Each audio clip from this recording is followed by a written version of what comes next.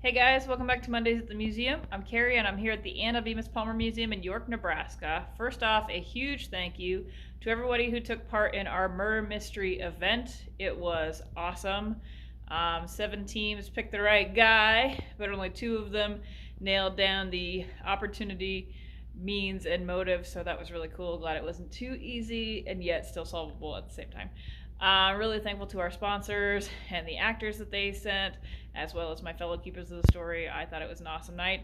And there are rumors that we might be doing again something similar, another murder mystery. So stay tuned for that. But it is your last week to check out the Established 1776 exhibit. And as this is the last week, you're going to get my top 5 favorites in the 1890s living room and 1890s kitchen. So let's get started. Number 5 are these items belonging to J.A. Parks, a character in our murder mystery, actually. He wrote a opera, a 2-act opera called The Judge, in 1891, and this is like the full-fledged, if you look it up, there's like stage notes and musical notes and everything like that. So the libretto, the overture, the orchestration, and completely composed and written by our friend J.A. Parks. So that's number 5. Number 4 is this graphophone. So this is really unique because not only could you play sounds, but you could also record them as well. They just recorded right on these wax cylinders. Here's an example of what that looks like. Number 3 is this wooden rocking chair. It was actually property of the McLeod family, which again, murder mystery people. But originally it was used as a cradle for their oldest child, Charlie, who I happened to murder in my murder mystery last night, sorry. But then they repurposed it into this rocking chair. Number 2 is this Parcheesi game, and it's actually got the copyright date of 1890, which is crazy to me, but comes with the box and all the pieces. Check that out. And my number 1 item in this section is this Hammond typewriter. So it is circa 1885. Comes with the detachable cover, which I have sitting right behind it. So it is said that it was patented by James Hammond in 1880 and first manufactured in 1881.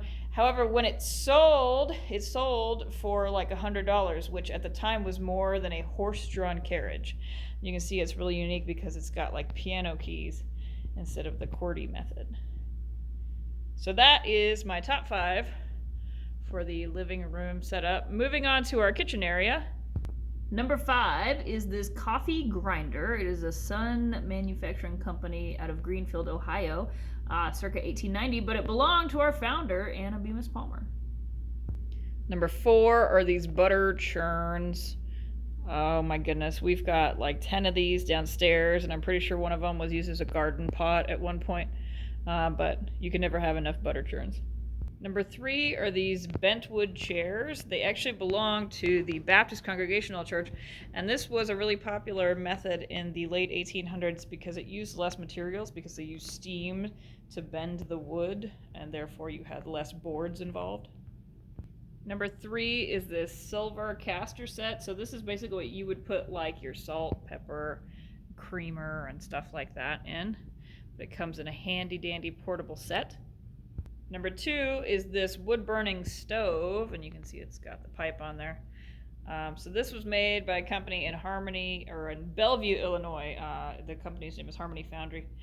It is the cast iron wood-burning stove number 24, and you would use it for both cooking food and for doing laundry.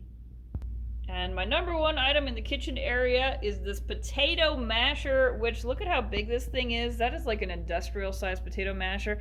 And it was donated by the First United Methodist Church. So the church must have had some serious need for some mashed potatoes to have an industrial sized masher like that. And there you have it, my top 5 for both the 1890s living room and 1890s kitchen. If you want to see them in person, this is your last week. We will be here Tuesday, Wednesday, Thursday, Friday. Not this weekend. We're closed this weekend. So Tuesday, Wednesday, Thursday, Friday, you can catch us 10 a.m. to 4 p.m. and evening hours of 5:30 to 8 p.m. We hope to see you there.